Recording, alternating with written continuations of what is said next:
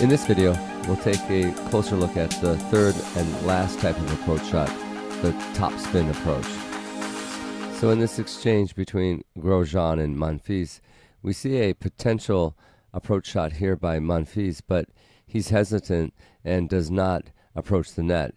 Instead, he crosses over his step and then retreats back to the baseline, which Grosjean quickly hits the inside in. And now the topspin approach heads off to Monfils, but he's already made his move, and he's anticipated this shot, and then now Grosjean gets passed up the line.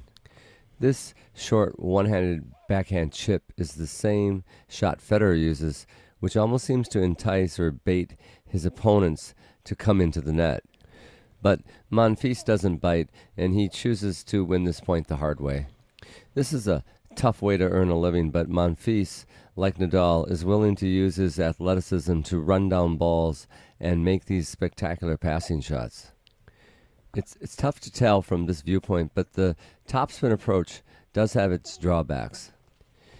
In my opinion, the topspin approach is the least desirable approach because of the main reason that it sits up into the strike zone of your opponent. Here's a good example of what I'm talking about. Roddick comes in on almost type of a buggy whip topspin approach, which basically just sits up into the strike zone of Ljubicic.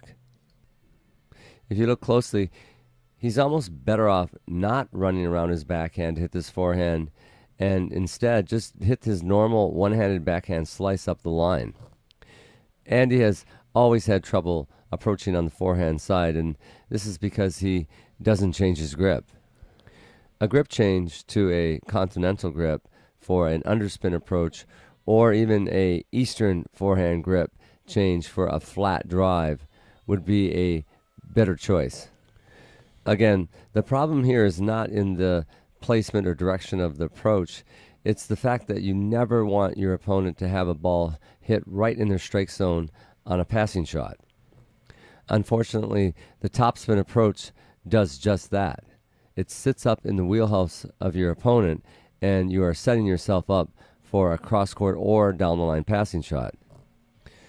The same thing happens here with Baghdatis, because as you can see, when Federer finally makes his contact point, it's right in the middle of his strike zone. In this next example, we see another buggy whip type approach shot by Roddick, but this is a forced approach shot due to the fact that Pavel drop shots Roddick.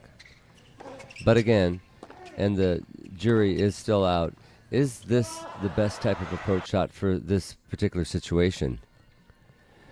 I don't think so, and here's why. Let's look at where Pavel makes his contact. It's right again in the strike zone, and anytime you come in with an approach and hit topspin, the ball will rise, and it allows your opponent a better opportunity to hit angles, topspin lobs, or any type of passing shot. Since your momentum is already carrying you forward to the net, it is very difficult to pull away from this shot and attempt to hit it short.